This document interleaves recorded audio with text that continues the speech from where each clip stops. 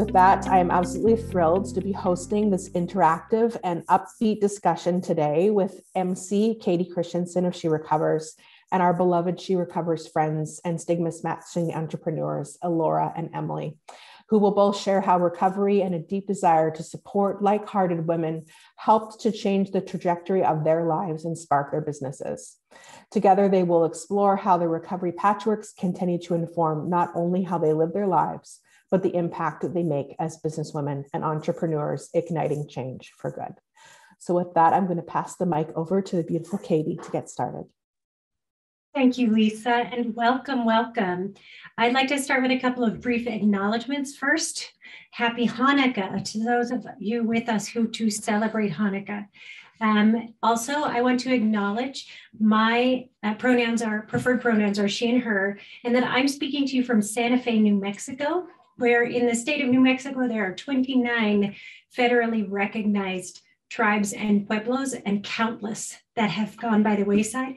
Specifically in Santa Fe, I am on Jicarilla Apache and Pueblos land.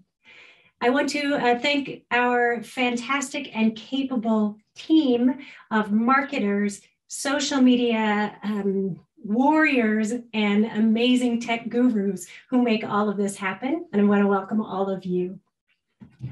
I want to take just a moment to acknowledge that public speaking can be and is often acknowledged as one of the greatest fears of human people. So I would like to take a moment to really recognize both Emily and Elora for coming today and really embracing our founding principle of recovery out loud. This is recovery out loud for sure. So we acknowledge and we really, really appreciate it.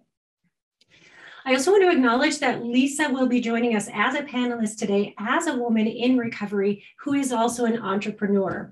I am a woman in recovery from childhood sexual trauma and from alcohol use and countless other trauma, but those are the ones that stand out for sure. I'm eternally grateful to the SheRecovers Foundation to both work with this amazing team and also for providing amazing resources to the community. I'd like to take a moment to introduce our amazing panelists today. I am so excited and grateful to be able to speak with you today. First, I'd like to introduce Emily Paulson. Emily is a writer. She's a speaker. She is a certified Naked Mind coach, a SheRecovers Designated Coach, a certified Facilitator of Addiction Awareness, and the founder of the Sober Mom Squad. Since January of 2017, she's appeared on media outlets including The Today Show, The Doctors, The Tamron Hall Show, New York Times, Chicago Tribune, and USA Today, discussing how to end the shame and stigma of mental health and substance abuse. Emily's the author of Highlight Reel, Finding Honesty and Recovery Beyond the Filtered Life, and the forthcoming book, Hey Hun, Selling Sisterhood, Supplements, and Supremacy. She resides in Central Oregon with her husband and their 5 kids, which makes her like an extra superhero. I would also like to welcome to our panel today, Elora Kindred. Elora Kindred is the founder and creative director of elorasong LLC, a small business dedicated to elevating individuals with tangible tokens of personal empowerment and spiritual encouragement through visual and literary arts.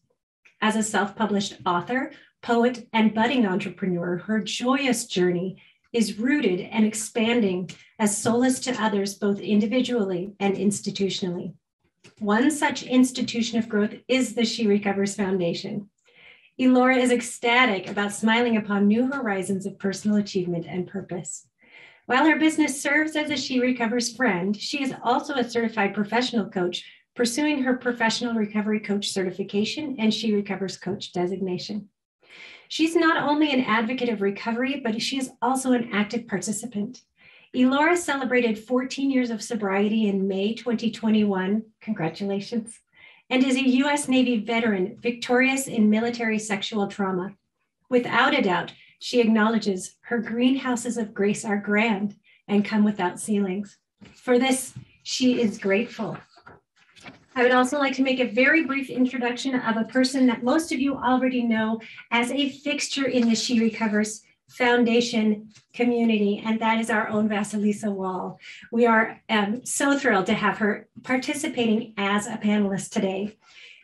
Lisa is a recovery coach, a healer specializing in the art of ritual. She is a public speaker, an author, a poet, and she is, without a doubt, a phenomenal marketer. On top of all of these incredible accomplishments and her numerous designations and certifications, she's an accomplished vocalist and rides a motorcycle. She's basically the baddest of the badasses. So welcome to all of you, and thank you again for bringing your energy and spirits here today. I'd like to start with some specific questions, Emily, for you, if you don't mind.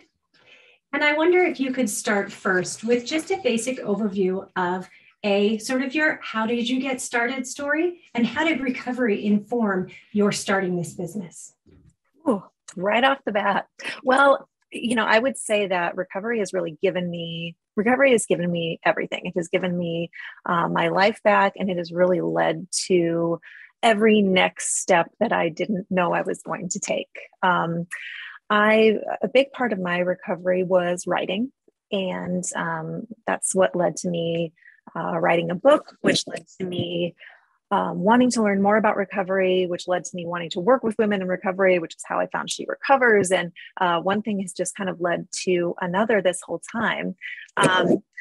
So for me, it has really helped me to be open to just being open to what the universe offers next. And that's really not in my nature, but it has helped me trust myself, trust my choices.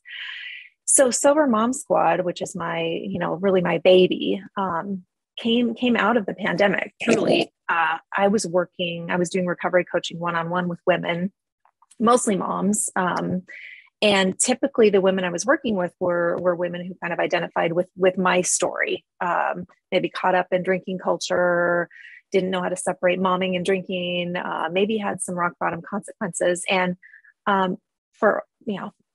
everything was going great, and I could have stayed that course very easily. And then, of course, the pandemic hit, and I had this wave of moms who had never questioned their drinking before, saying, "Hey, I'm drinking more than I want," or "I thought I was a social drinker. No, I'm not social. My kids are home. I'm drinking more than ever. My stress is up." And so I had this opportunity in front of me, like, okay, I could still do what I'm doing, or, should I respond to this need? And it really, again, it's just taken one foot in front of the other. I started having open meetings for women who were exploring or living an alcohol-free life, who were moms, just to vent about whatever was going on with their kids home in the pandemic, all the pressures moms were under. And it has just grown from there. And I've really gone with what the other moms have asked, wanting more meetings, wanting to expand from there. And so I would say me being in recovery has opened the door to help so many other people in recovery, and strengthen my own. So it's all interconnected. And that's really what the Sober Mom Squad came from. Thank you. I can't wait to hear more about this, but first I would like to ask the same question of Elora, if you don't mind sharing with us sort of origin story of elorasong. Thanks, Katie. All right. Well, elorasong originated actually several years ago, back in 2011, when I started writing. When I first published my first book, but the LLC didn't happen until this year. As you mentioned earlier, I have been sober for about 14 years from alcoholism, and that was during my military career, right? So I just got discharged, decided to re-enter the corporate world, and then just this past year decided to embark on entrepreneurship. And believe it or not, during that entire time, I was still embracing the stigma of being a veteran, being an air traffic controller, being Black, didn't want nobody to know I'm an alcoholic, even throughout that time frame. Okay, I was still keeping quiet about going out in public, rather. I didn't want everyone to know. I only want certain people to know about my sobriety. And that all originated from my military career, being quiet about aviation industry and not wanting people to know about my problems. So fast forward to now, Elorasong is really all the things that have kept me going throughout that entire time, from the 12-step program to the teachings that my grandparents taught me, that my parents have taught me, that the church has taught me, as well as friends. And it's part of my mission to not only elevate, enhance, but also to encourage not only others, but also myself. And my mission is for the sober or the budding sober and the maturing worshiper, as well as the thriving free thinker, all of which is who I am and all the things that have kept me sober to this day. It has sustained my sobriety. And as you can see, I'm a sober Black veteran. So along with that, I also really have a desire and a passion to work with veterans. And I just recently learned that in the past few months. I am eager to really work in that community of working with people just like me, that were like, you know what, I'm gonna keep quiet. I don't want people to know I have a drinking problem, because the military has taught us, suck it up, keep going. And people need to know there's a community of recovery out there just for us, and we're okay. We're okay. Thank you. I wonder, Lisa, if you wouldn't mind joining us for a moment, and I would love to hear you talk a bit about your own career and how recovery has shaped your career as an entrepreneur. Yeah, thank you for bringing me forward to participate in this as a panelist today, Katie. I super appreciate you stewarding this conversation. You know, recovery is something that really has touched every aspect of my life. And as I'm sure many of us can relate, you know, we spend the majority of our lives at times in our careers, in our workplaces. And I will say that, you know, truthfully, my co-addiction and my codependency is actually what got me in the realm of addiction recovery, specifically in substance use recovery. You know, because I do like to say, you know, I'm in long-term recovery from codependency. And what that means for me is that I no longer have the superpower that I actually never had to control people, places, and things. Right. So, you know, at a very early age, actually, you know, when I was in high school, I had this dream of working in addiction treatment, because there was just so many people that I really felt needed saving. But, you know, what I didn't realize is that I desperately needed my own recovery for myself. And so it got me into working in recovery, and specifically within residential addiction treatment for many years. And it has influenced every, you know, decision I've ever made. I mean, I used to be a bit of a control freak, you know, and, you know, progress, not perfection, still working on that, you know, every single day. And thankfully for SheRecovers, I have the opportunity to work that muscle, you know, and all of my recovery tools on a regular basis. But it's really giving me the ability to say yes to things that I feel are too big for me. You know, I really have a habit of liking to play small. I'm an introvert by nature. But I also know that I really want to be part of something that makes big impact, that makes big change. And I want to be, you know, I mean, can I even really call it working? You know, when I get to participate and be a part of an organization where every day there are miracles happening, there are stories being shared about the profound impact simply of being in community of other like-hearted people, right? You know, as a recovering codependent for many years, I did feel a little bit different. I felt like I couldn't really find my own space where I belonged. And that was a story, of course, that I had created for myself, but it was also because at that, you know, very early on in my recovery, SheRecovers wasn't a part of my experience, right? And so I feel like as a working professional, being also a part of this community and being a woman in recovery helps to fuel, right, my motivation for doing this work, but it also helps to infuse and deepen my own experience as a recovery woman who is absolutely welcome here, because we're all recovering from something, you know, and that was the piece that was missing. And I share that because it gives me the confidence to be flexible in my career, to say yes to some of those things that I used to feel were too big for me, right? And to be able to trust that, you know, what we do and the things that we put out into the world are going to be found by the people who need it. I really believe that thread of connection exists. And like I said, I see it every day in the community. So I'm just so grateful that recovery can infuse, you know, work where I spend most of my time, because it helps me grow as a woman and as a human in this world as well. Thank you. I would like to second what Lisa said about the joy of working with SheRecovers and the opportunity not to simply not hide our recovery. And Elora, you gave voice to that, but to be celebrated within our careers as working in recovery. My own personal passion is women supporting other women. I honestly believe that that's how we heal the entire world. And to be working with SheRecovers in a place where I come from education, and educators are supposed to be strong and feel for their students and feel for their families, but we're not supposed to have those feelings ourselves, right? Those are supposed to be very separate. And so to be able to say out loud, I am a woman in recovery from childhood sexual trauma is incredibly empowering. And the fact that we can be here and saying these things out loud with an audience of 40 other beautiful women and men who are interested in this is an incredibly powerful tool. Emily, I would like to bring you back into the conversation now. And I'd like to talk for just a moment, because one of the ways that SheRecovers has made such an enormous impact is through social media. And I know that your social media presence is very strong, as is Elora's. And so one of the things that you gave voice to was this wine mom culture, which is incredibly pervasive throughout social media. So can you talk about that transition from being part of wine mom culture to offering an alternative to wine mom culture?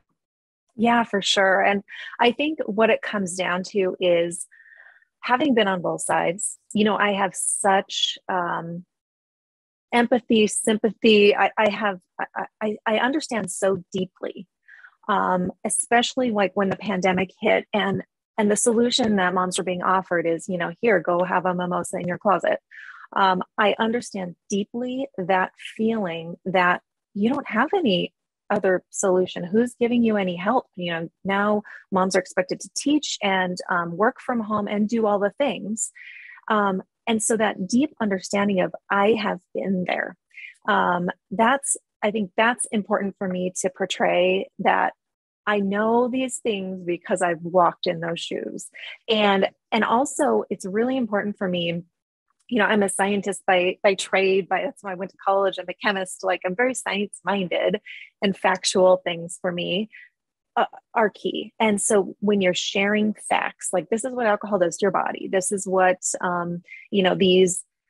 these marketing messages do to your brain, this, all of these things that are, factual, scientific data, it's easier to spread that message and have it not be a judgment. Because I think as a mom, there's so much shaming that goes on from the time you are pregnant, right? It's like, are you going to breastfeed, bottle feed? Are you going to co-sleep? Are you not? It's like, there's judgment attached to literally every single thing that you do. And so being a mom who drinks and is maybe questioning it, or maybe not, just maybe has some questions, there's an automatic, are you shaming me? And so it's really important for me to share things as factual, and, hey, you know what, here's the fact about alcohol. And if you feel shame from that, don't run away from it. Just lean into it and figure out why. So for me, it's really about, hey, this is my experience and this is what I learned and this is how life is now. Because for me, I know when I was in that place where I hadn't had any of the rock bottom stuff yet, it was still very much funny, and sometimes it was not good, but sometimes I would question it and then I'd be like, oh, it's fine. There was nowhere to go. Nobody was telling me, hey, come over here. We're questioning it too. Hey, come over here. We've been there. And that's where I want to be. I want to be, I want it to be a safe place where you can ask a question. You can find yourself in these stories. So, I think it's also easy, and I'll say this from experience too, to, want to fight the good fight. And when you have dealt with something, that really has almost killed you, right? Whether it's alcohol or drugs or anything like that, where you look back and realize how close you were to being in a really dark place or losing your life, or, it's easy to go to that place where you want to be angry and you want to share the message. And I really have to temper that a little bit, that it's not just about me. And it's all about what, if people see their story in me, great. And they can't if I don't share it. And so for me, it's about sharing facts, about sharing my story. And then hoping that it can just change that stigma, that taboo, that black and white of it's me versus you, that it's not about the person, it's about the substance. So that's really what I really come down to, is just sharing facts, sharing feelings, and hoping that people see themselves. Thank you. I wonder if you can give voice to, often when people enter recovery, and especially as they begin to recover out loud, they really experience some pushback, especially from communities in which they used to engage. Can you talk about any pushback that you might have received, particularly as you shifted your social media presence? For sure. I always say that the people who have the biggest problem with your recovery or your desire to change, or your, even if it's just a glance down this different life, are usually the people who are going to be affected by that change. So for me, the biggest pushback I got was from, the people I used to drink with. And so I will say that changes, that definitely changes. And it's a change for everybody. When you come from a life where you're drinking all the time and you decide not to, it does affect other people, but you really have to look at, what's best for me? What am I gaining from this? And not what are other people losing? Because, it really comes down to maybe other people are losing a drinking buddy. So when I started sharing that, I knew for myself that I needed the accountability.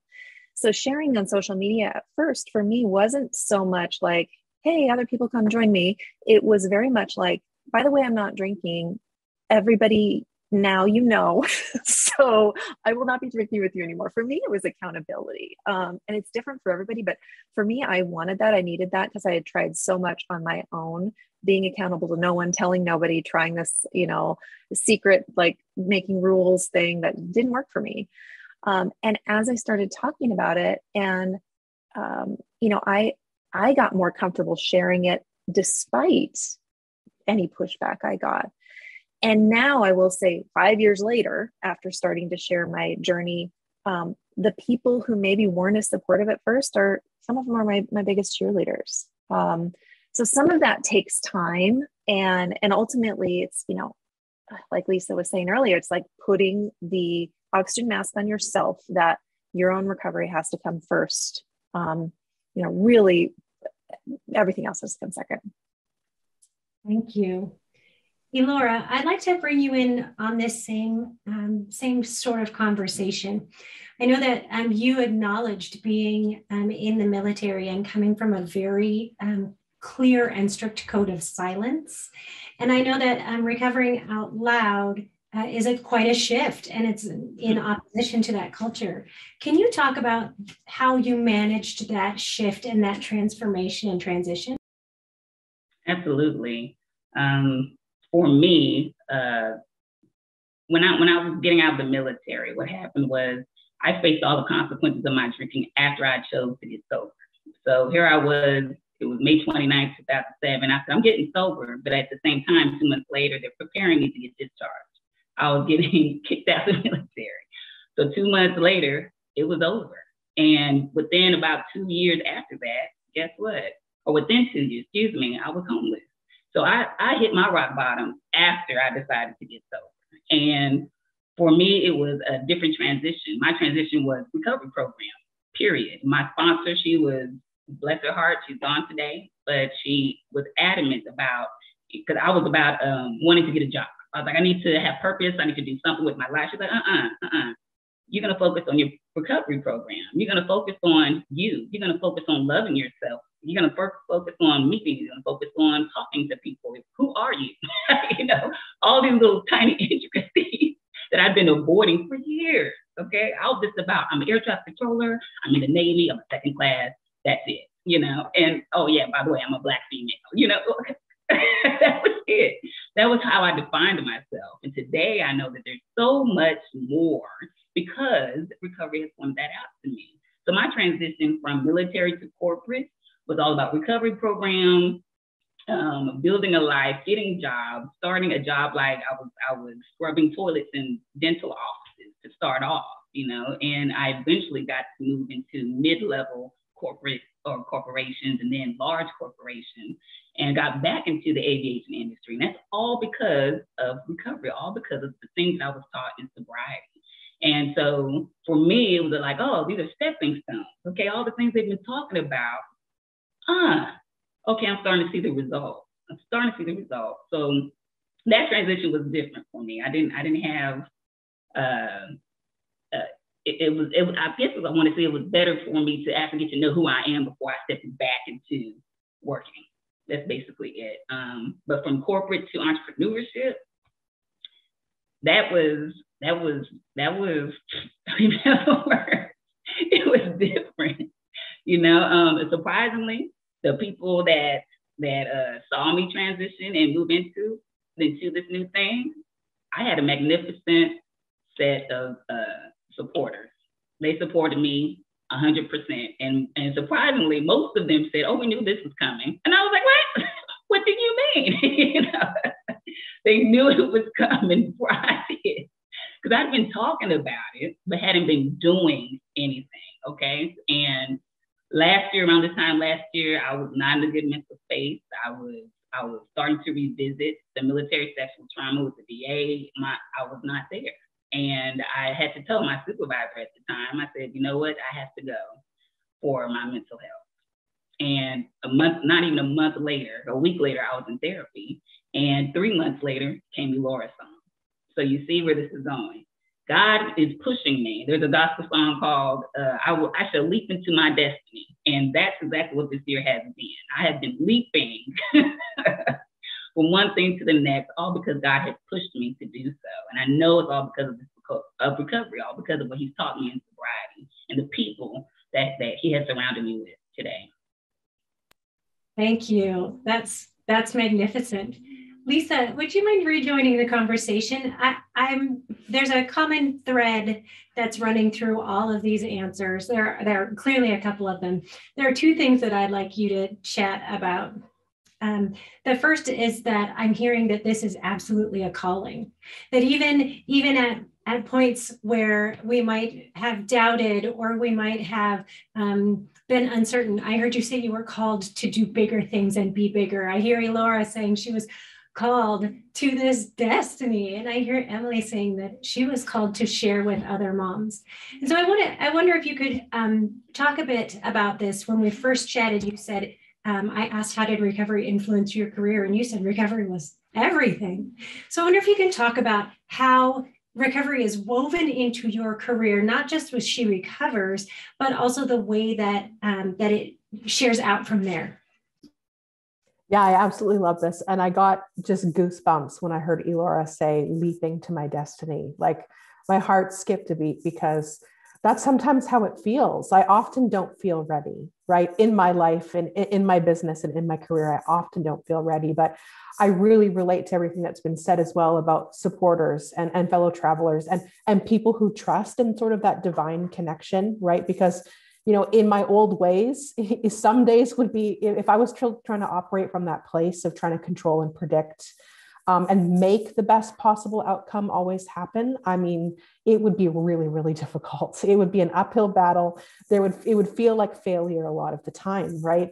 But another thing that I love about She Recovers is the responsive nature of the organization. And so I feel that sort of divine connection, whatever you want to call it, that calling, that higher motivation, that deeper knowing and trust that things are going to work out, is really infused, right, by the belief of She Recovers and the way that we collectively operate and respond. I mean, it's sort of one of the things that really does keep me going as well is, we bring forward to the community what the community is asking for. And so that every day instills in me a greater sense of purpose, right? Because we have built our organization around being responsive, because things are always changing and always evolving in recovery and in life, right? And so that's been a really important part.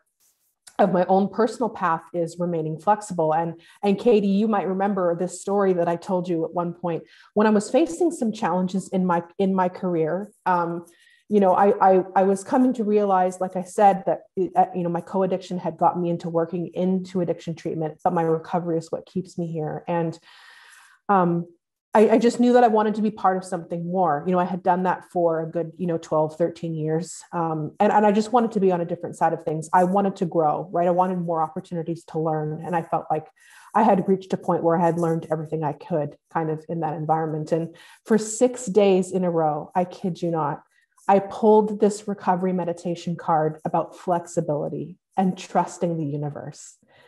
And in the middle, I say I kind of had the Wednesday of my spiritual awakening because I didn't want to hear that, right? I wanted confirmation that I was supposed to stay sort of stuck, because even well into my recovery, sometimes those maladaptive tools, if you're not constantly if I wasn't constantly aware and working on it, I would choose to stay stuck in the familiar, because even if it's dysfunctional or it's not serving me or I want to move forward, it's familiar and it's comfortable for me, right? And so I had this experience of pulling the same card, finally on the Sunday of that experience, or the Saturday, sorry.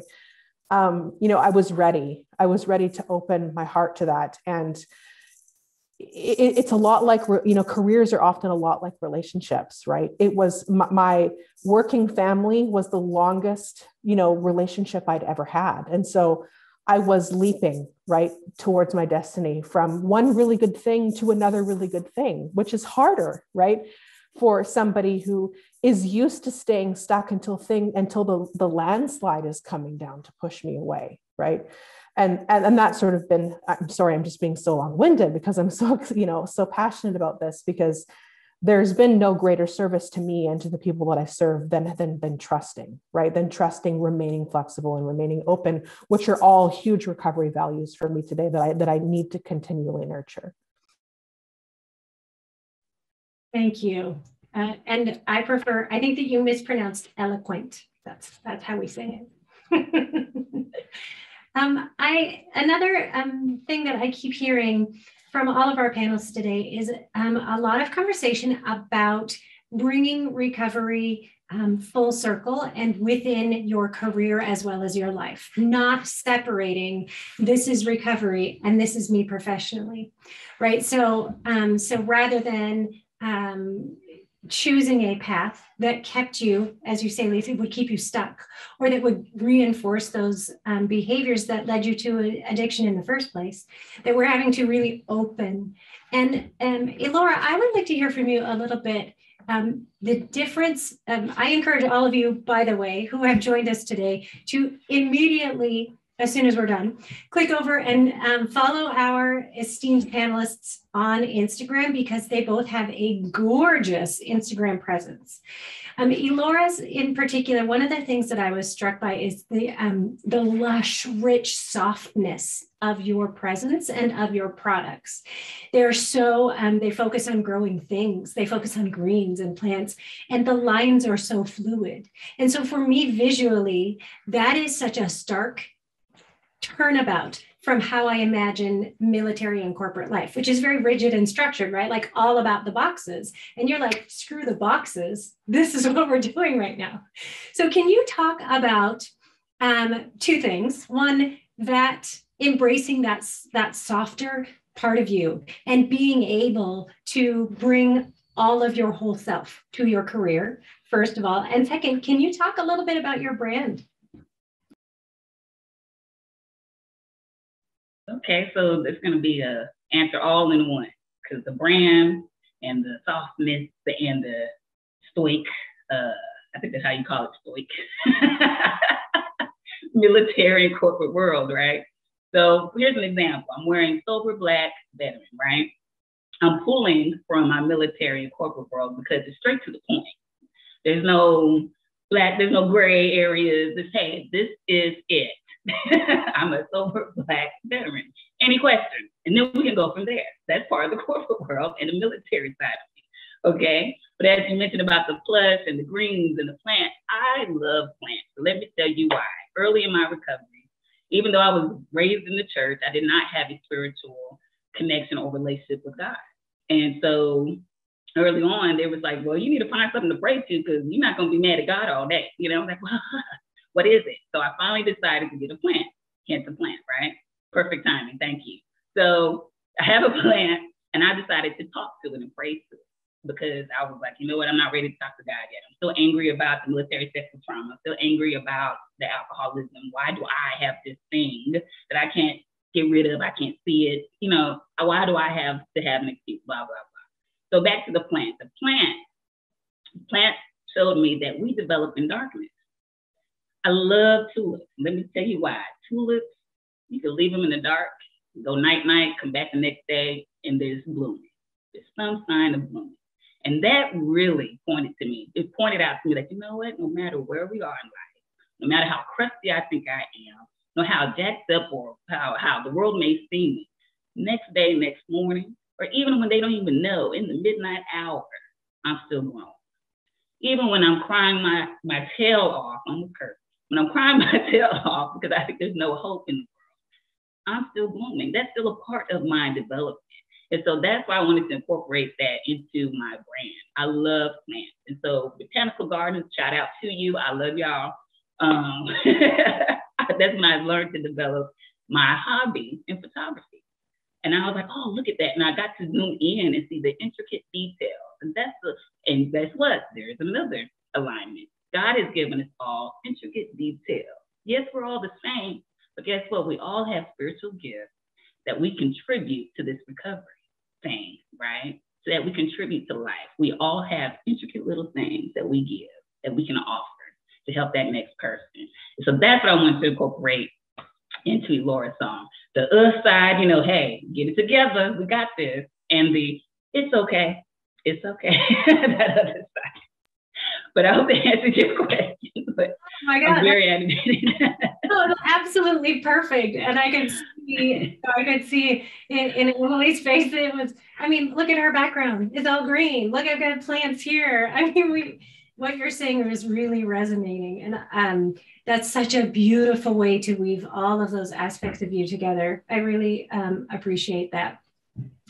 I want to pivot just briefly to Emily. We're coming up against the ceiling of our time, and we definitely want to entertain some of the specific questions from our community. But Emily, I do want you to talk a little bit about your writing, and I want you to talk about the book that's out, that's previously published, and your newest work, and maybe just walk us through some of that process. Yeah, well, again, writing was really the biggest part of healing for me. When I first got sober and I thought, you know, how the heck did I get here? I started writing it down. And then when I got to, okay, this happened and what brought me there? Okay, this happened and what brought me there? It really helped me align all of the parts of me. And like Elora was just saying, I love that she was talking about, you know, the different aspects of yourself and being one person. I, for 38 years, had walked through life as many different people, too many different people. And for me, writing down everything, aligning everything, getting clear and going backwards to, where does this stem from and what do I really need here? And who am I? That was such a key to recovery for me. So for me, writing in recovery, whether it's journaling, doodling, like, I don't care. I think it is such an important part of the recovery process. It's something that we do in Sober Mom Squad. We have a writing for recovery every week because I think there are things that come out of your experience that that are so shrouded in shame that you don't want to talk about, or you're afraid of. And when you really bring them to light, start talking about them and marry them with yourself, when you align everything together, there's nothing to be ashamed of. So for me, once I had my 40-year chronology of my life written down, it was so cathartic for me. And also I thought reading had been so cathartic for me, had been so helpful, seeing my story in other people. And so it was my way of paying it forward. Like, this is another story that can be out there for other people who will see hopefully parts of themselves in it and feel less alone, because that's what reading had done for me when I was getting sober. So for me, that the writing process, publishing process, it was so much more just about, I want this story to be out there. I want myself to be aligned as one person out there. And I want something that maybe other people can resonate. If it helps one person, amazing. And as I got through my recovery, I continued to write, and I continued to notice things that weren't in alignment with who I am.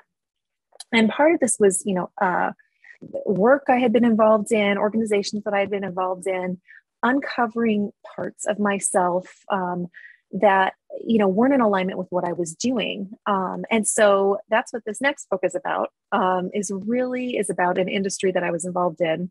And just talking about how recovering really helped me find what wasn't in alignment for me and how that's shaped what I'm doing now. And without giving too much of the book away, it really, recovery again took me to that next place where I understood why this was an industry I couldn't be involved in anymore, and why I really wanted to dedicate my work, my life, my time to women in recovery to help other women really find the next step and find the things that were in alignment with them. Thank you. Oh my gosh, that's really lovely. I'm absolutely loving this theme. I'm hearing from our intrepid team that we are at time for our private-ish conversation, and we're going to open to the community. But before we do that, I'm going to push back just a little bit, because Elora and I had a conversation earlier today about her next publication. And I'm really excited because she's working with another SheRecovers partner. So I love the symmetry of it. So Elora, I'm going to give you the floor for 30 seconds to talk about that, if you don't mind, and then we'll open to the community. Thanks, Lisa. If I can hurry up and unmute myself. All right, thank you so much for allowing me to do this.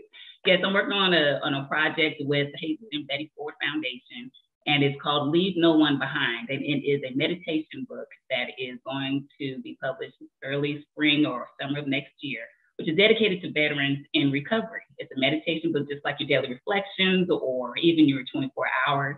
It's the same deal, but it's dedicated, written by and for veterans. And I'm super excited about being a part of this project. I'm a facilitator where I speak with the veterans one-on-one, and then I turn around and write the meditation. So you'll be able to see some of my little skills in there as well. But it's absolutely awesome to hear their stories.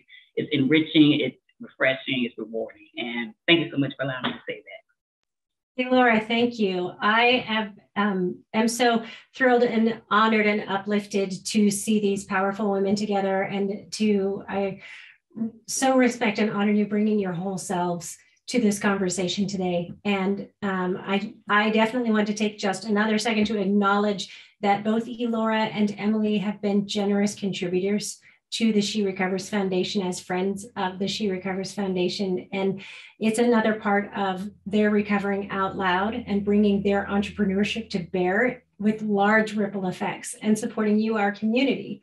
So thank you again for that. And with that, I will turn it back over to Lisa. Thank you.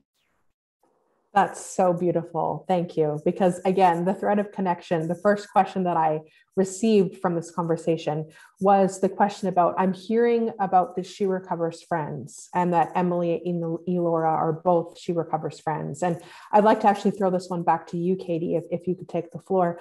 But yes, please do tell us, what does it mean to be a SheRecovers friend, and how are these women contributing to our foundation in such a huge way? Thank you. Well, the SheRecovers Foundation is a nonprofit organization, and as such, we rely a great deal on donations from the community and from private donors.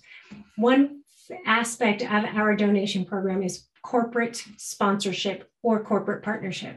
But when you think about corporate partnership, you think about things like Boeing or Nike, really large, brand names.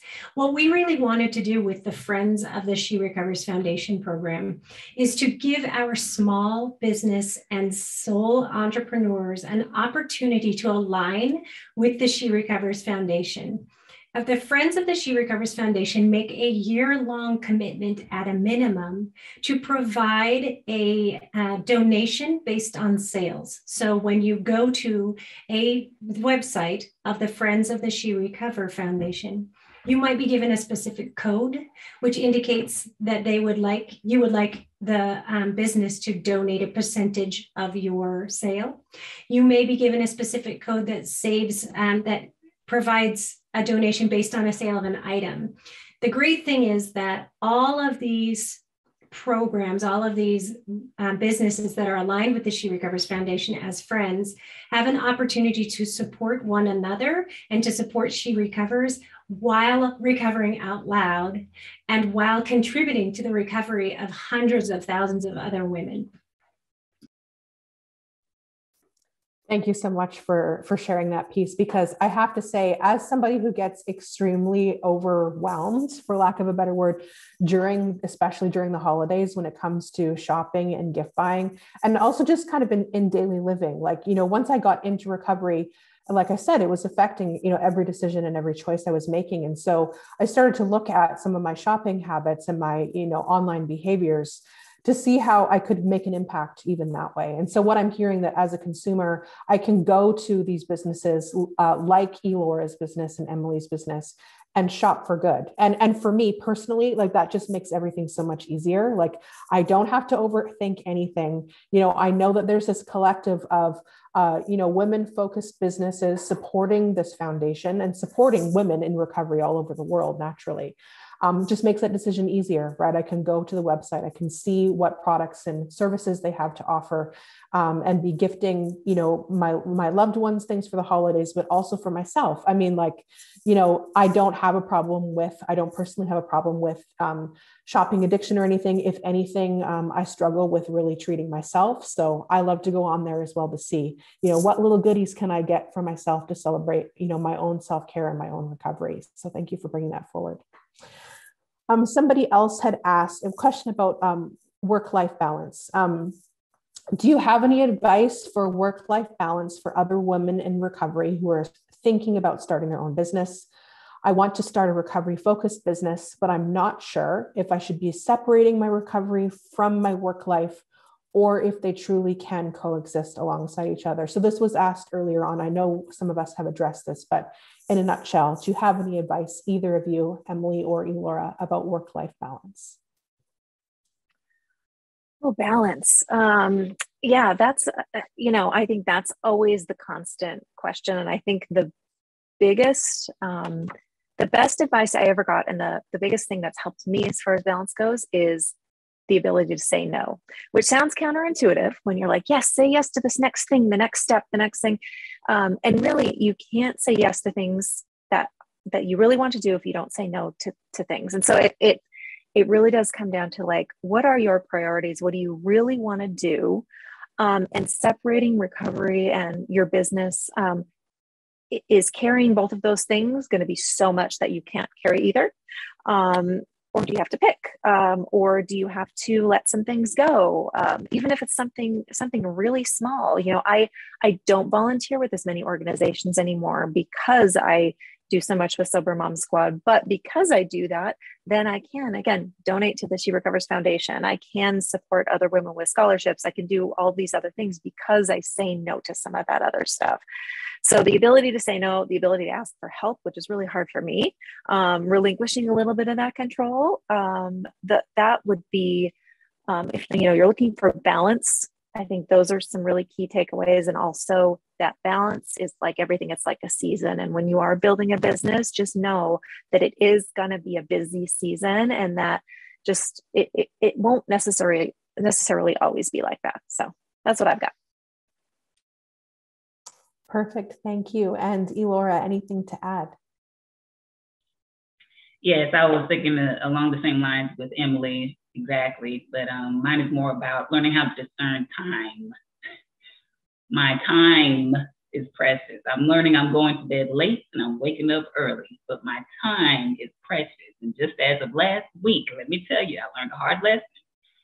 I have to learn that I have to have a spirit of discernment with the people I spend my time with as well. Okay, so Yes, we want to hang out, want to kick it, want to have fun, want to chit chat. But guess what? If I can have a schedule, and that schedule incorporates my recovery, okay? I don't separate the two because my business is me. I'm giving you me. I'm giving you who I am. I'm giving you the whole loaf of bread, all right? You're getting all of me, okay? So when I say, yeah, I'll go hang out, what time? It's for a reason. So discernment, a spirit of discernment and no time management. It's a learning process for me still, but I'm learning as I go. Yeah, those priorities that Emily was talking about, it's a big thing. It's a big thing. Not only is my sobriety a priority, but what else goes along with that? So brilliant. And I completely relate as well. I mean, I have to be very careful with the time that I'm spending and where I'm dedicating my energy to be able to keep going. And for me, that also means scheduling and self-care, because I don't know if any of the other, entrepreneurs in the space, I'm sure there's a lot of people joining us also in the feed, but, it often doesn't feel like work, but treating it like work and making sure I'm scheduling in things like having lunch and going for a walk and reading my meditation, right? And prioritizing some of those self-care things, because without that foundation, I can't do any work at all, right? Without that foundation, I'm just in bed, exhausted, just trying to get started when I've got important work that I love to do, right? And so, yeah, thank you all for bringing forward all of those genius pieces. I certainly benefit from it as well. Emily has also added, putting the phone away at night is huge. Yeah, absolutely it is. Another question that's come through, and this one is for SheRecovers, but also feel free to speak to this if you've got specific offerings. But somebody's curious to know if SheRecovers Foundation sees future offerings for entrepreneurs. And so what I will say on behalf of SheRecovers is that, of course, the SheRecovers Friends is a huge program in a way that you can contribute to the recovery of other people. I also do believe that, like I mentioned before, it helps people make informed decisions on where they want to be spending their money. In terms of support, we don't currently have a dedicated gathering or specialty support group for entrepreneurs, but if that feels important to anyone tuning in today, we'd love to hear from you. So please do send an email to admin@sherecovers.org if you'd like to see that on the list. But we, like I said, as a responsible organization, we're always opening to hearing those ideas. And we have had actually a few other Mental Health Monday recordings. Kelsey Morera, who is also the founder of DOPE, another beloved SheRecovers partner who contributes greatly to our organization, had a discussion as well on Mental Health Monday about entrepreneurship and being a woman in recovery. So I strongly encourage you to tune into that. I'm also wondering this question myself. This one is for Elora. Where can someone buy the t-shirt that you're wearing right now? I'm so excited to hear that. Go to elorasong.com, my website, and you just scroll on down to Tees and Things. There's a section in the shop section. Go to Tees and Things, hit that button, and you'll see a plethora of t-shirts just like this. You'll see Sober Black Veteran as well as Sober Veteran. Okay? So anyway, thanks so much for asking. That's so great. Thank you so much. Go ahead, Katie.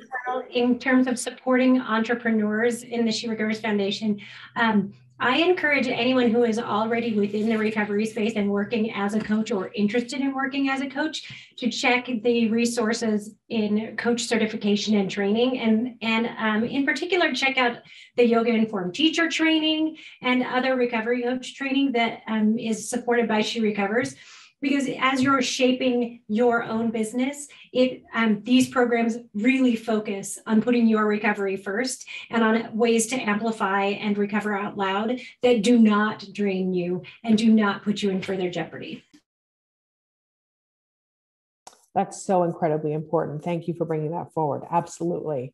Incredible resources to, again, help individuals personally develop their own recovery and be on that trajectory of following their destiny, right? What a great way to do that. This one is also for you, Katie. Folks are wondering, we've been posting some sneak peek links and things in the chat about this. So I think it's time that we make a specific special announcement, but people are wondering, what is this Giving Tuesday, 12 Days of Recovery thing? And how are SheRecovers Friends contributing to this holiday season? I have to tell you, I'm so excited. I'm just giddy about this campaign. Giving Tuesday, as most of you know, is a day set aside during the holiday season where our shopping choices deliberately and specifically tie to giving to charities. Their friends of the foundation and some other corporate partners have generously, incredibly partnered together. Again, women supporting women, amplifying the good.